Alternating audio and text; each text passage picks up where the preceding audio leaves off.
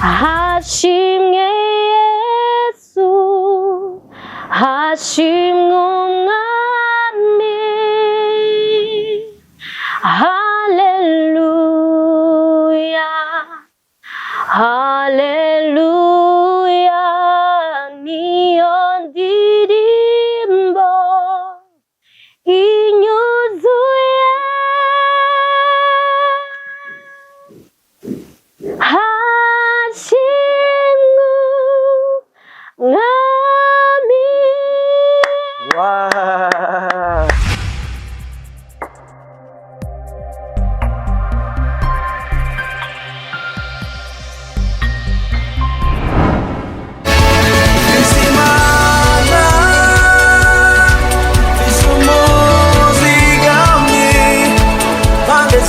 Ariko vre murabona ukuntu banyonone dupira tw'abana banje izi n'ukuri ntazo nobambika wabika bisa nibikiga natariya ko widoga nk'umukecuru yataye inkundu reka Rudoviko we aha numva inzigo yanyishe urati ko muri weekend ariho yamahasa yanje azogira nife y'imyaka 5 yego none nawe ndabira two dupira bazokwambara ingene batwonoye ndabira nk'ivyo bifota ukuntu bisa nabi itwengere basha aha nyene uzokoresha izindi wonye utange n'andi mahera kuko ni utabanje kubaza aho babigukorera neza sha nivyo ariko ico si kibazo hamwe noro nkubingirira neza no yatanga nyene rero ndakwereka inyishu nziza yihuta kari tomo ego nta handi ni muri Salocom uti aho ho nihe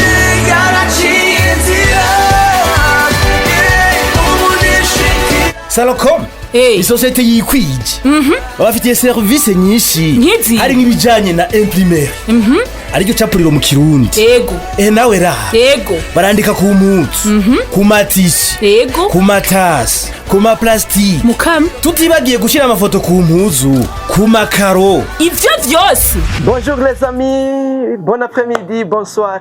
Nizere ko muguwe neza ku bikorwa bidasanzwe kandi bikomeye cyane. Umaze kuvyumva ivyo mucamwumva ko ari Irambo na Guinée.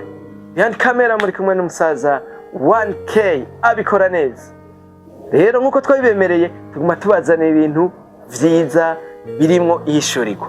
Mwamaze kubibona ku makamera yacu. Bamwe baca bamumenya abandi ntibamumenya. Ariko ni vyiza ko twamuronse kugira atwibwire imbere ya byose amahoro y'Imana. Amahoro y'Imana. Ya mwitwa bande muramutse n'abakunzi ariko aradukurikirana. Nitwa Iradukunda Gloria. Ya. Ego. Ange Gloria numwe ariko arakora muri entertainment mu bya gospel. Mbega akora mu gisata iki? Akora mu gisata c'abahimbaji. Ego. Abahimbazamana. Abahimbazamana. Ya. Ubikora ku giti ciwawe canke muri eglise? Ndabikora muri rusangi. Donc muri eglise ndakora ariko kandi no ku giti canje ndakora. Ego. Ubwa mbere na mbere tubabwire yuko muberewe vrema. Urakoze cyane. Urakoze. Nimba atari ibanga mwambariye angahe? Tuza kubivuga inyuma y'ikiganiro. Yes, tuje ku byatuzanye naho Gloria ariko arakora cyane muri entertainment. Mbega Gloria entertainment muri gospel uri kwibona gute igitega ndetse no ku rwego rw'igihugu mu Burundi? Entertainment ya gospel igitega cyane ku bwanje mbona ari sawa kuko turagerageza gukora uko dushoboye turiko turakora muri market turiko turakora turi benshi turakora ibitandukanye bamwe bariko baraja mu studio abandi bagakora ama evenement n'ibindi bitandukanye rero entertainment igitega imeze neza cyane. Yes. Iyo umuntu agiye mu bintu aba afise umuntu w'icitegererezo canke umuntu yamwinspiye gutuma aja muri ivyo bintu. Mbega Gloria tuvuge ko afise icitegererezo nde? Icitegererezo canje sinzi nko kugira ngo ninde. Ariko ni benshi. Ego ni benshi nisunga bamfasha. Ariko muri rusangi ndabikora kubera ko numva ari umuhamagaro wanje bindimo. Yes. Ego. Dusangize intahe y'ukuri. Umuhamagaro wa mbega watangwe kwibona mwo umuhamagaro kuva ryari? nakuze njya muri Sunday school uko nagenda ndakura muri eglise nasengamwo ukuze baraguhindurira ko hari waririmbamwo ukaja mu y'abakuze ukaja mu yindi rero nuko byagiriye biraza nkabibamwo ndabikunze kamsa rero nza kwisanga nabikunze cyane nisanga ndi mu bintu byanje nyene iyo ndiko ndabikora mba numva ko meze neza cyane gusumba. Yes. Benshi bashobora kwibaza kugira babandanye bamenya neza Ange Gloria uwo ari we bashobora kwibaza ati mbega umuntu mwatuzaniye arubatse canke aracigenga? Aracigenga. Mbega biroroha yuko umuntu ahaguruka mu murimo w'Imana ari umujene bivugwa yuko ariko arondera ubuzima nawe kugira agire icyo ashitseko muga agaca asanga inguvu nyinshi ariko azishira mu gikorwa c'Imana? Je nibaza ko ikintu cyose bisaba gufata decision ukamenya icyo ushaka ukamenya aho ushaka gushika kubera ko ikintu cyose ugikunze nibyo ubuzima turaburondera ariko ikintu wagikunze uragiha umwanya kandi umwanya ni uwipangira rero nibaza ko ntaco kwa Gloria numuririmbyi twumvise muri chorale ariko abikora no ku giti ciwe. Mbega ari indirimbo mwamufise? Yego ndayifise imwe. Yego. Iyo ndirimbo umuntu yoshobora kuyibona gute yo yisanga he byogenda gute? Kuri YouTube channel yanje nitwa Ange Gloria iradukunda nyene. Shabayibona izina ryitwa niyo ndirimbo. Ego. Ange. Ego. Sheikh Yermari wo yiririmbye kandi uri umuririmbyi. Kiya kapera. Ngibe. Nzoraba ubwiza bwiwe kuko nzoba nsa nawe nzosangira nawe kuri ya vino sha nzoraba ubwiza bwiwe kuko nzoba nsa nawe nzosangira nawe kuri ya vino sha hashimwe Yesu hashimwe umwami haleluya haleluya niyo ndirimbo inyuzuye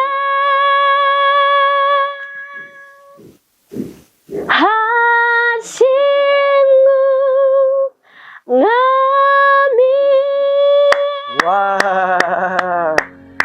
Ndirimbo nziza isizwe. Ange tubandanye kugira tubandanye tumenya Ange ukuri turazi ko gusora indirimbo bisaba uburyo mbega biraborohera bica bigenda gute? Gusora indirimbo ntibyoroshe bisaba uburyo jewe kera nahora niyumvira iyo ndiko ndabona indirimbo z'abandi nabona nyene umenga hano kuja muri studio wakoze ijwi ukaririmba hamugitahira ariko biragoye cane gine biragoye cane birimwe ibintu byinshi bigoye kandi bigumye ariko hamwe n'Imana usanga byakunze. Niziye ntambamyi uretse ivyo buryo muhora muhura muri kino gikorwa Imana yabahamagariye?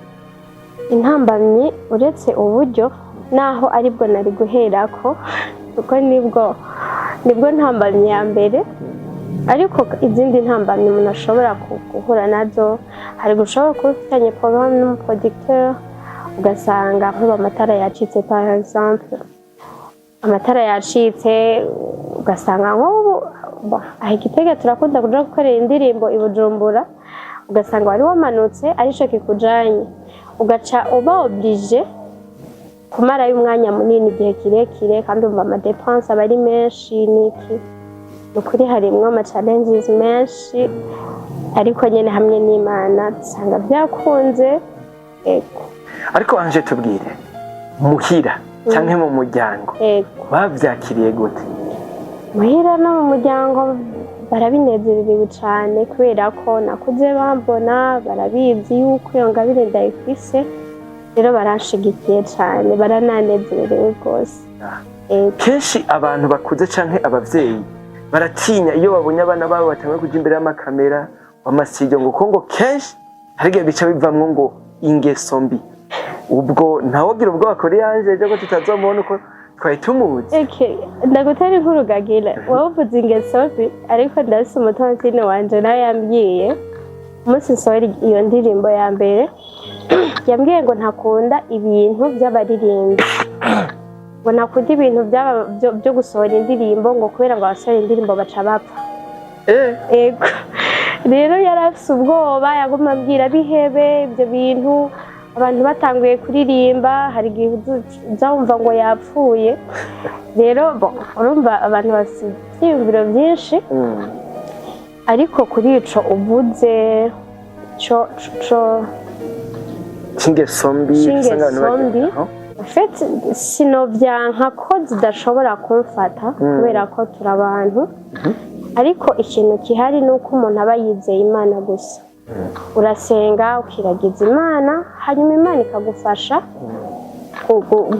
gusurmonta ibyo bintu byoba biriko birakurondera canke izo ngeso mbi na cane ko mu vyo nizera sinizera ko je zizomfata canke zizomfata kubera ko ijambo ry'Imana niryo rituma umuntu amenya uko agenda ko yitwara. Rero mu gihe ufise ijambo ry'Imana uba ufise n'ivyotuma izo ngeso mbi uzirinda.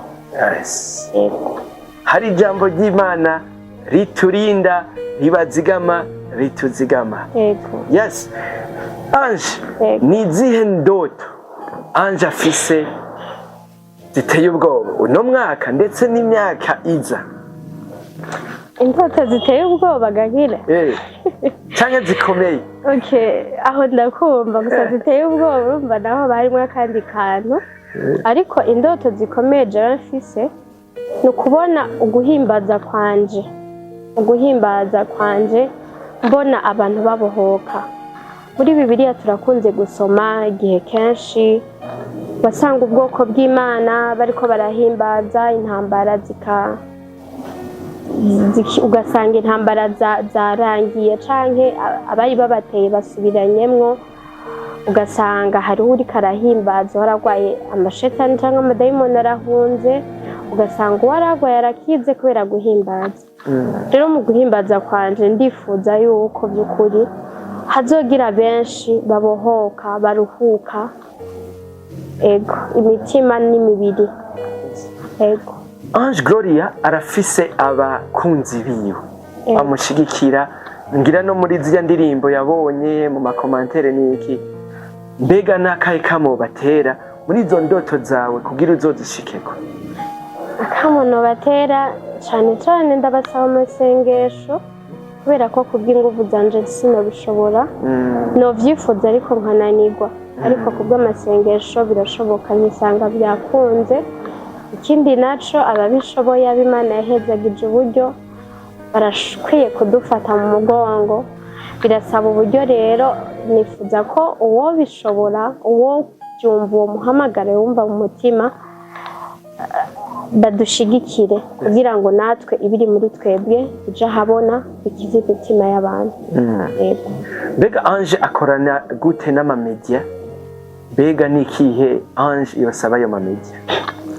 Ange uko akorana n'amamedia sinzi ngo ndabivuge gute, sinari nkunze cyane gukorana n'amamedia ariko uko ndabyifuza bivanye n'uko nzogenda ndakora ndifuza gukorana cyane nabo kuko birafasha biratuma ibikorwa bigera kure bigera aho jewe kubw'inkomezi zanje nobishitsa ariko kandi ndifuza nyene yuko amamedia badushigikire.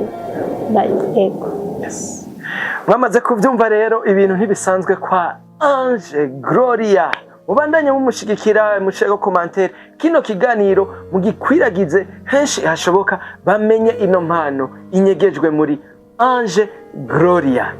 Ange, mu bintu byatumye tuguhamagara hari ibintu tumaze iminsi tubona ku marezo sosio ikintu citwa beraka event. Beraka event. Twabonye ifoto ya Ange.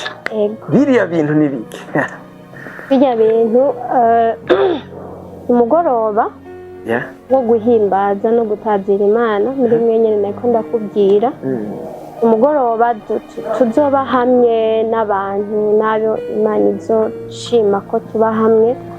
Duhimbaza Imana tube mu mwanya wo kurimbura byinshi Imana yakoze ku buzima bwacu, ariko kandi tube no mu mwanya wo kuyishimira ku byo yakoze, ivyiriko irakora n'ibyo yiteguye gukora. Kandi ariko kandi muri uko guhimbaza kwacu turizera yuko hazoba impact idasanzwe ku mitima y'abantu bivanye n'uko umuntu azoba aje yiteze ico azokwitega n'ico azokwakira. Mu kuja idonido y'ico gikorwa, mbega ku bantu babonye Beraka event batahure ko bisobanurwa iki, vyaje gute? Beraka event aho vyavuye, hari ijambo riri muri Bibiliya mu ngoma za kabiri, abandi bakunda kuhavuga ngo ni igitabo c'ivyo ku ngoma za kabiri, kuva kuri chapitre 20 kuva ku murongo wa mbere kuduga gushika peut-être muri 26 kubandanya. Ni inkuru twese tuzi tumenyereye, ni inkuru ya Yehoshafati agiye ku rugamba. Yehoshafati yagiye ku rugamba afise ubwoba, atewe n'abami bakomeye bamurusha inkomezi, agira ubwoba atakambira Imana. Imana imuba hafi imwereka ico gukora. Hanyuma muri iyo ntambara Imana yarababwiye ngo muri iyo ntambara ntimuzorinda kurwana, ngo ariko muze mutonde urugamba gusa mwihagararire, jewe intambara nzoyirwana. Rero iyi nkuru benshi barayizigire, ariko ubandanije soma urabona yuko muri iyo ntambara Yehoshafati yarahavuye ashira abaririmbyi imbere, barahimbaza baratazira. Mu nyuma abansi babo bari baje kubatera basubiranamwo ubwabo baricana. Rero iyo ntambara iheze, kwicana byaheze, bumva bari basa amashimwe menshi, niho haza kutwereka ngo bashika mu kiyaya c'Iberaka bahashimira Imana. Rero ico kiyaya c'Iberaka muri rusange bacita ikiyaya c'amashimwe. Amen. Ego. Yes. None abantu bazoza muri Beraka event, batahura iki? Bazoze biteze iki? Abantu bazoza muri Beraka event, kandi ndanabatumiye cyane, kaze kubana namwe n'umugisha. Ariko ikintu nibaza ko bokwitega, baze bazana umutima wo kwakira ico Imana izoduha. Nditeguye kubakorera uko Imana izondongora, ariko Imana ntawe iforsa, Imana igendera umuntu uko avyifuza. Rero uwuzoza yiteze wese, je ntabwo bafise by'ukuri, ndazi neza yuko uzoza yiteze kandi yizeye Imana izomukorera ibirenze. Ego. Yes, uzoza yiteguye Imana izomukorera ibirenze. Hari ibintu umwansi ahora akoresha mu gusamaza abantu, ugasanga umuntu yaje muri evenement canke concert canke umugoroba mwiza, kandi hari ubwiza bw'Imana mugo ugasanga atashe ari umuhombe. Ni ikihe kintu abantu batota kumwanya cyangwa batokwitwararika, ahubwo boza biteze kuba muri ico kiyaya c'amashimwe? Ico nosaba abantu ko batokwitwararika canke ko batokwitako, hari ukuntu dukunze kuja mu ma-evenement kugira ngo tuje kuraba bishasha bateguye, bakaza kugira ngo tuze kujija mbega bambaye gute, mbega basa gute, mbega bazanye ama-instruments meza, hari abafotografe bafise amakamera atesa. Ni iki rero ndifuza ko umuntu wese yoza n'umutima wo guhimbaza Imana. Turafise Beraka bisigura ikiyaya c'amashimwe, kandi turafise byinshi Imana yakoze ku buzima bwacu byo kuyishima. Ariko umuntu umwe niwe yavuze ngo ushimye uba wongeje. Iyo ushimiye Imana, Imana bituma ikora n'ibindi, kuko iravuga ati umwana wanje arazi gushima, bigatuma ikora n'ibyo utari witeze ko yokoze, ikanabicisha mu nzira utari witeze kuzocamo.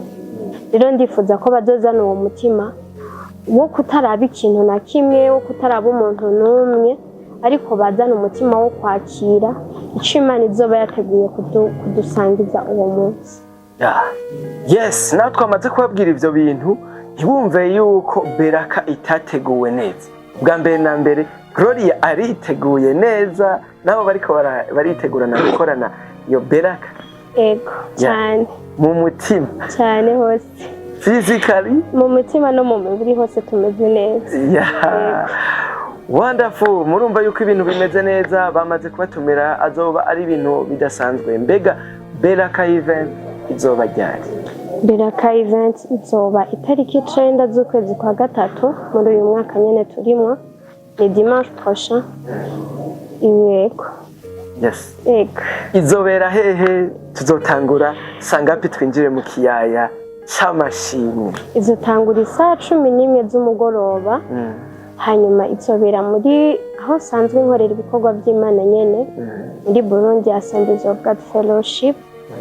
Riri hajya impande ya terrain ya basket, kubatahazi hafatanye neza naho benshi dukunze kwita kwa Butumuzi. Bamwe bakunda gutegura ama evenement, hari akantu tugomba gukosora abanyagitega kitwa retard canke gucererwa. Mbega ubabwiye kijanye n'amasaha? Ku kijanye n'amasaha by'ukuri ku bwacu nibaza ko atamuntu ashobora gutegura ikintu agategura gucerwa, ubundi twisanga vyabaye tutabyifuza. Ariko ndabizeza yuko Imana idushoboje turavyifuza kudacerwa ku mwanya. Hama ubuzobaje muri Beraka event acerewe ashobora kwicara kuri tere ya basket canke mwibarabara. Arashobora guhimbariza Imana mwikaburimbi nacu. Vyiza rero abantu bozinduka bagashika ku mwanya. Ibibanza biraharuye. Mbega tuzokwinjira ku mafaranga canke ni kubuntu? Ni kubuntu. Wow. Ntihagire umuntu n'umwe azokwitinya, bumve yuko tuzokwinjira ku buntu. Ego. Yes. Ni kihe kintu wabwira abanyagitega kubw'iyo Beraka event igiye kuba uyu wa Mungu itariki 9 z'ukwezi kwa gatatu? Ico nabwira abanyagitega n'abari mu micungararo yaho, ndabatumiye cyane, ndafise umutima, numva mfise umutima wo kubatumira kuza ari benshi. Ntuzuze wenyene, uzihitane mugenzi wawe kugira ngo tube mu mwanya mwiza wo guhimbaza iyo Mana, tube mu mwanya mwiza wo kwakira ibitangaza Imana yaduteguriye kuri uwo munsi. Na cane cane ko nizera yuko atagihe na kimwe Imana idukoranya idafise ico idukoranirije. Rero ndabatumiye, ndabahaye ikaze, muze kwifatanya natwe duhimbaze Imana, twitazire, kandi ndazi tuzobona ibidasanzwe. Imana ibahezagire. Yes, bakunzi bacu mwamaze kuvyumva, ni Ange Gloria yamaze kudutumira atubwira yuko dimanche ari Beraka event hajyanye muri Assemblies of God saa 17h zoba dutanguye gushimira Imana. Ko biri kose wowe urafise icyo ushimira Imana. Nta muntu n'umwe yobora icyo ashimira. Rero ni ikaze, bizoba biryoshe, mutumire wacu tugushimire cyane. Nanje ndabashimiye cyane. Yes. Ngira inyuma ya evenement muzozo tubwire kungene byagenze, uduwe n'intahe zabonetse. Yego cyane. Wow. Sinzi ko hari akandi kajambo kanyuma wogenda utubwiye kuno munsi mwaduteye iteka muri studio za Salocom TV1.